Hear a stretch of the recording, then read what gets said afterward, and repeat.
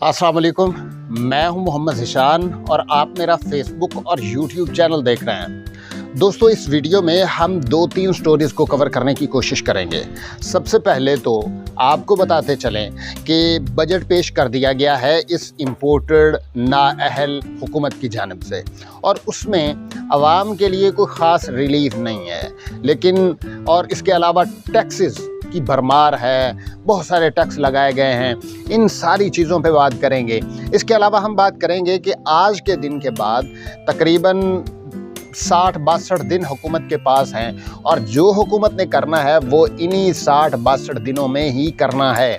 और तीसरी बात हम करेंगे जो आइंदा का लाहे अमल है पीटीआई को क्रश करने के हवाले से, या जहांगीर खान तरीन की जो पार्टी है उनका आगे मुस्तकबिल क्या होगा, उस पे बात करेंगे। तो आपने हमारे चैनल के साथ रहना है, हमारी वीडियो के साथ रहना है, वीडियो को मुकम्मल देखना है और चैनल को सब्सक्राइब करना है, ताकि आप तक आइंदा आने वाली जो अपडेट्स हैं वो आप तक बआसानी पहुंच सकें।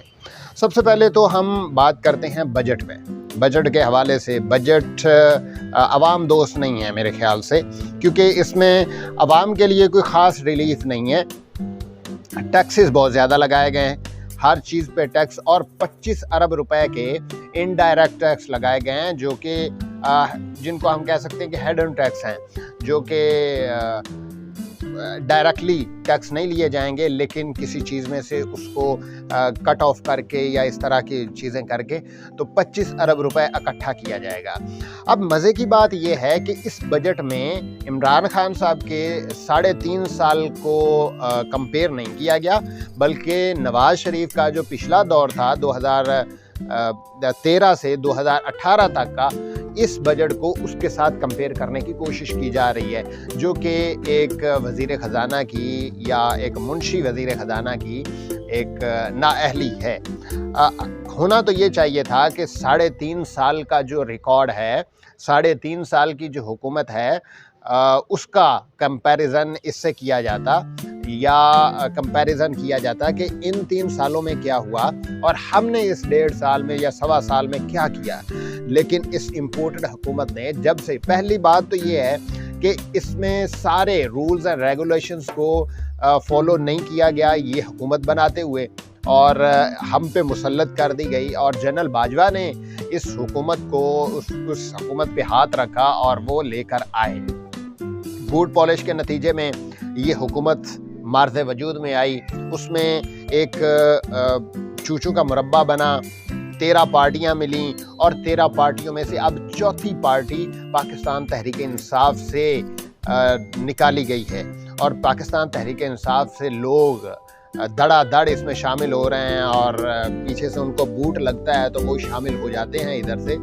लेकिन हाँ, कुछ लोगों की शायद मजबूरियां थीं जिन्होंने छोड़ा, और अभी तक वो पार्टी के साथ तो नहीं है, लेकिन किसी और पार्टी में गए भी नहीं है। शायद मैं समझता हूँ कि जो नहीं गए होंगे वो बड़े वफादार होंगे, लेकिन उनकी मजबूरियाँ होंगी। दूसरी चीज़ जो इस वक्त बजट के हवाले से है, वो पेंशनर्स जो हैं उनको 17.5% पेंशनर्स को दी गए हैं, और जो सरकारी मुलाजमीन हैं 1 से 16 तक के ग्रेड के मुलाजमीन उनको 35%, और 17 से 22 ग्रेड के मुलाजमीन के लिए 30% मुख्तस किए गए हैं, और 30% उनको तनख्वाहों में एडहॉक रिलीफ की मद में दिया जाएगा। अब मामला जो है वो दूसरी तरफ आ जाए, जो मिडिल क्लास या लोअर मिडिल क्लास फैमिलीज़ हैं उनके लिए तकरीबन जो डेली वेजेस हैं उनके लिए 32,000 रुपये माहाना उजरत रख दी गई है, और 32,000 रुपये में वो अपना घर चला सकेंगे। जिस तरह से ये महंगाई है, और इस हुकूमत में महंगाई है, इमरान खान साहब की हुकूमत थी, आखिरी दिन 178 रुपये का डॉलर था। आज जो ओपन मार्केट है उसमें डॉलर 310 रुपये का, और अगर आप दूसरे स्टैंडर्ड पे बात करें तो शायद ब्लैक में भी 320 का भी नहीं मिल रहा होगा। इसी तरह ही मुल्क की मईशत की सूरत हाल है। IMF के कर्ज़ों के तले हम दब चुके हैं। IMF अगर हमें कर्ज़ देगा तो हम मुल्क को आगे चला पाएंगे, अगर नहीं दे पाएंगे तो हम डिफ़ॉल्ट की तरफ चले जाएंगे। मुल्क में इस वक्त انتہائی انفلیشن ہے، بے روزگاری ہے، تعلیم کی قلت ہے۔ اور اس وقت میں ایک دیکھ رہا تھا رات کو ایک ٹویٹ جس میں صحت کے لیے 84 ارب روپے، شاید 25 ارب روپے تھے، صحت جو تعلیم ہے اس کے لیے 84 ارب روپے، اور دفاع کے لیے تقریباً 1800 ارب روپے رکھے گئے تھے۔ یہ میں شاید ٹویٹر پہ دیکھ رہا تھا۔ تو اس طرح ہم نے اتنی بندوقیں لا کے کیا کرنی ہیں؟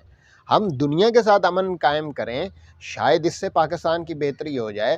جب سے پاکستان بنا ہے 75 سال ہو گئے ہیں، ہم نے 3-4 جنگیں لڑ لی ہیں، اس سے ہمیں کیا فائدہ ہوا؟ ہم نے الٹا اس کا نقصان چکایا، ہم نے اپنے بندے مروائے، اور ہم نے اپنے فوجی مروائے، لیکن اس کا کوئی خاطر خواہ ہمیں ریزلٹس نہیں مل سکے ہیں۔ ہم نے 65 کی جنگ لڑی، ہم نے 71 کی جنگ لڑی، ہم نے 1999 کی جنگ لڑی، لیکن اس کا کوئی فائدہ نہیں ہوا۔ یا تو فائدہ ہوتا کہ ہم ان کے کسی علاقے پہ قبضہ کر لیتے، ہم نے الٹا اپنے علاقے ان کو دے دیے، اپنے فوجی مروا دیے۔ دوسری طرف ہم نے انڈائریکٹلی کسی اور کی جنگ میں بھی شامل ہوئے۔ ہم ضیاء الحق کے دور میں افغانستان میں روس کے خلاف بھی لڑے، ہم امریکہ کے اتحادی بھی بنے 2001 کے بعد، 9/11 کے بعد۔ تو اس کا ہمیں اتنا بڑا خمیازہ بھگتنا پڑا کہ یہاں پہ پاکستان میں ڈرون اٹیکس ہونا شروع ہو گئے، یہاں پاکستان میں دہشت گردی کی لہر شروع ہو گئی، اور اس میں 1 لاکھ کے قریب ہمارے لوگ مر گئے۔ اور دوسری طرف اگر ہم دیکھیں تو پاکستان کی صورتحال، جو معاشی صورتحال ہے، ہم تقریباً 20 سال 25 سال پیچھے چلے گئے۔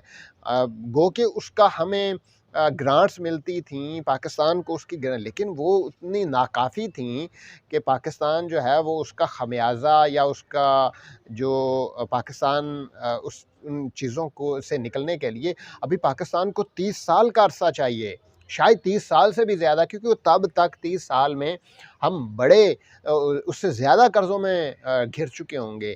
تو اس وقت پاکستان میں ایک اہم حکومت کی تلاش ہے جو پاکستان کے بہتر مستقبل کے لیے فیصلے کر سکے۔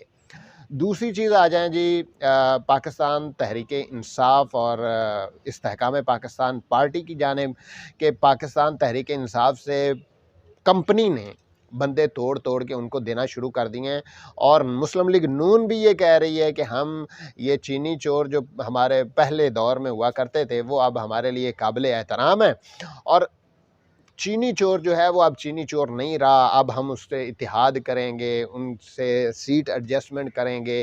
یہ ان کے مسلم لیگ نون کے کئی اہم رہنما کہہ چکے ہیں، خواجہ آصف کہہ چکے ہیں، رانا ثناء اللہ کہہ چکے ہیں، عطا تارڑ کہہ چکے ہیں، اور اس کے علاوہ اور بھی بہت سارے لوگ کہہ چکے ہیں کہ ہم ان کے ساتھ سیٹ ایڈجسٹمنٹ کریں گے۔ دوسری طرف پیپلز پارٹی جو ہے وہ نون لیگ کے ساتھ سیٹ ایڈجسٹمنٹ کرنا چاہتی ہے، وہ اپنا کردار یا اپنا حصہ پنجاب میں بھی چاہتی ہے، تاکہ پنجاب میں بھی ان کو خاطر خواہ سیٹ سے مل جائیں۔ ماضی میں بھی ہم نے دیکھا کہ جس پارٹی کو آگے نہیں آنے دینا چاہتی تھی کچھ سلیمانی ٹوپیوں پہنے لوگ اور کچھ خفیہ ہاتھ، تو اس میں سے ایک نئی پارٹی بنا دی جاتی تھی، اور پھر ان لوگوں کو پیچھے سے بوٹ مارا جاتا تھا اور کہا جاتا تھا کہ اب آپ لوگوں نے اس پارٹی میں شامل ہونا ہے، تو وہ لوگ اس پارٹی میں شامل ہو جاتے تھے۔ بڑا مشکل ہو جائے گا ان کے لیے اب حلقے میں جانا، کیونکہ یہ 90s کا دور نہیں ہے، یہ 80s کا دور نہیں ہے، یہ وہ دور نہیں ہے جب نہ ٹی وی ہوا کرتا تھا، نہ سوشل میڈیا تھا، نہ موبائل فون تھا، نہ انٹرنیٹ تھا۔ لیکن آج تو ہر بندہ میڈیا کا بندہ ہے، آج ہر بندے کے موبائل میں ایک ٹی وی موجود ہے، وہ ایک خود ایک صحافی ہے، جس کے پاس موبائل ہے وہ خود ایک صحافی ہے۔ تو دنیا بڑی چینج ہو گئی ہے۔ پاکستان کے بہتر مستقبل کے لیے ان لوگوں کو فیصلہ یہ کرنا ہوگا کہ آپ لوگ پاکستان کے بہتر مستقبل کے لیے ایک ایسا کام کریں کہ جس میں پاکستان کے مفاد ہوں۔ دوسری طرف اگر ہم دیکھیں تو یہ حکومت نے بجٹ تو پیش کر دیا ہے، اب 62-63 دن ہیں اس حکومت کے پاس، اور یہ حکومت اس کے بعد تحلیل ہو جائے گی، اسمبلیاں تحلیل ہو جائیں گی اور الیکشن کی طرف جایا جائے گا۔ لیکن جس طرح سے حالات نظر آ رہے ہیں جس طرح سے پاکستان میں اس وقت صورتحال بنی ہوئی ہے، تو میرا نہیں خیال کہ یہ الیکشن کی طرف جانا چاہتے ہیں یا پاکستان تحریک انصاف کی مقبولیت سے اتنا ڈرے ہوئے ہیں کہ وہ پاکستان تحریک انصاف کا مقابلہ نہیں کر سکتے، عمران خان کا مقابلہ نہیں کر سکتے اور الیکشن میں وہ جانا نہیں چاہتے۔ دوسری طرف اگر اسٹیبلشمنٹ کی بات کریں تو وہ بھی یہی شاید چاہتی ہے کہ وہ ان کا ساتھ دینا چاہتی ہے اور ان کے ساتھ دے کر وہ ان کی حکومت کو طول دینا چاہتی ہے اور آگے لے کے چلنا چاہتی ہے، لیکن آخر جانا تو الیکشن میں پڑے گا۔ آج جائیں، کل جائیں، 62 دنوں میں جائیں، 70 دنوں میں جائیں یا 90 دنوں میں جائیں، جانا الیکشن میں پڑے گا۔ سپریم کورٹ میں یہ کیس لگا ہوا ہے تو انشاءاللہ بہتر ہوگا۔ اور تیسری چیز جو ہے وہ عمران ریاض خان کے جاتے جاتے بات کر لیں۔ عمران ریاض خان جو ہیں وہ خبریں یہ آ رہی ہیں کہ الحمدللہ خیریت سے ہیں اور انشاءاللہ وہ جلد رہا ہو جائیں گے۔ پاکستان پائندہ باد۔